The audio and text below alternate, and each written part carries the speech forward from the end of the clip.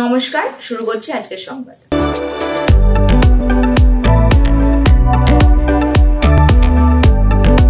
সদ্য মুক্তিপ্রাপ্ত পূর্ণদৈর্ঘ্যের চলচ্চিত্র খেলাগন বাঁধতে লেগেছে।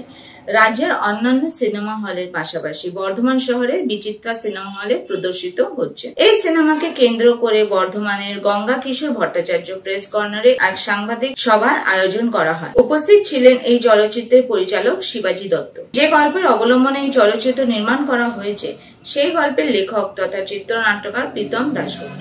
তিনি এই সিনেমাতে অভিনয়ও করেছেন। তার সঙ্গে সহ অভিনেতা অভিনেত্রীদের মধ্যে ছিলেন আলপনা সাহা মজুমদার, সুজয় সান্যাল, সুমন বসু প্রমুখ। এদিন কথা প্রসঙ্গে গেলা বাঁধতে চলেছি চলচ্চিত্রের পরিচালক শিবাজি দত্ত বলেন, এই সিনেমা একেবারেই বর্তমান সময়ের পটভূমির উপরে লেখা। এখানে একদিকে যেমন গ্রাম্য জীবনের কথা তুলে ধরা হয়েছে, তেমনি আধুনিক সমাজ ব্যবস্থার উপরেও আলোকপাত করা হয়েছে। যেমন মোবাইল ব্যবহারের মধ্য দিয়ে শিশুদের জীবন যেভাবে ক্ষতিগ্রস্ত হচ্ছে সেই দিকটা তুলে ধরার চেষ্টা করা হয়েছে। শিবাজি বাবু বলেন, আমরা সিঙ্গেল স্ক্রিনের সিনেমা দেখার বিষয়টা বর্তমান সময় ভুলতে বসেছি, কিন্তু মাল্টি স্ক্রিনের সিনেমা দেখার বিষয়টি সবার কাছে সম্ভব নয়। আমরা একটা সময় এই সিঙ্গেল স্ক্রিনে অসাধারণ অভিনয় দেখতে পেয়েছি উত্তম কুমার, সৌমিত্রের মতো অভিনেতাদের। ঠিক তেমন ভাবে বর্তমান সময়ের অভিনেতা অভিনেত্রীদেরও আমরা এই সিঙ্গেল স্ক্রিনে দেখতে পাচ্ছি। পরিচালক বলেন, বর্তমানে এই সিনেমাটি তৃতীয় সপ্তাহ ধরে চলছে, যা আমাদের কাছে অত্যন্ত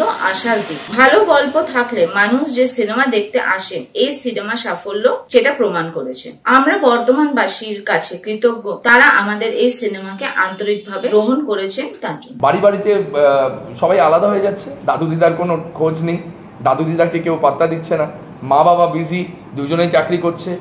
আর আজকাল একটা নতুন ট্রেন্ড শুরু হয়েছে, মা বাবা অন্য মা বাবাকে বলে, কিরে মোবাইল দিলি না বাচ্চার হাতে, মোবাইলটা দিবি, মোবাইলটা দিলে কি হয়, তুই ফ্রি থাকবি।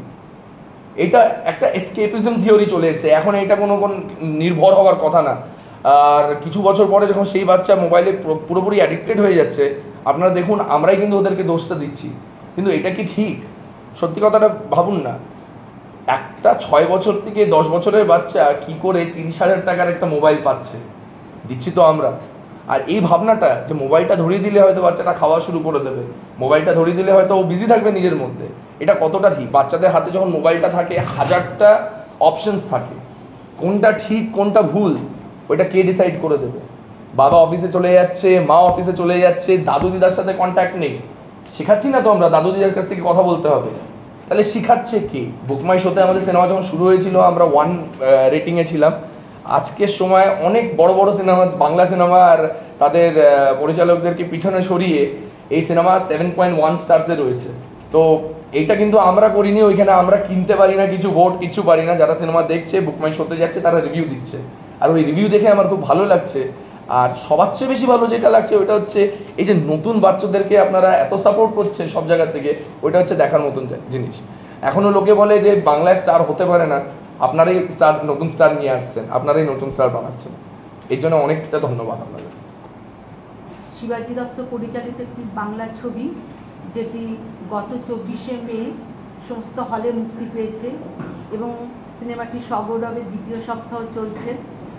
তো সেই সিনেমার পরিচালক শিবাজি দত্ত মহাশয় এবং কিছু কলাকুশলী আমরা যারা এই সিনেমাতে অভিনয় করেছি তারা আজ উপস্থিত হয়েছি একটা প্রেস মিট করার জন্য। তো সেই ব্যাপারে আমরা আপনাদের কাছে এখন উপস্থিত হয়েছি।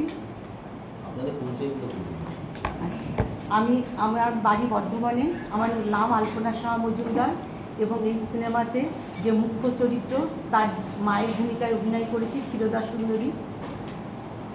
আমি সিনেমার লেখক তথা চিত্রনাট্যকার প্রীতম দাশগুপ্ত এবং এই চলচ্চিত্রে আমি একটি ভূমিকাতে অভিনয় করেছি, শরৎ বলে, যেটি 70-এর দশকের গ্রাম বাংলার একটি প্রতিচ্ছবি বলতে পারেন, সেই প্রতিচ্ছবির একটি চরিত্র আর কি। আর তাছাড়াও আমার সাথে রয়েছে পরিচালক শিবাজি দত্ত, আমার সহ অভিনেতা সুজয় সান্যাল, সহ অভিনেতা সুমন বসু, উনিও বর্ধমান নিবাসী।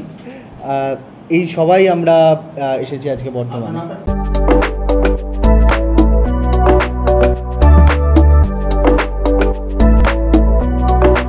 আজকের সংবাদ এই পর্যন্তই। নমস্কার।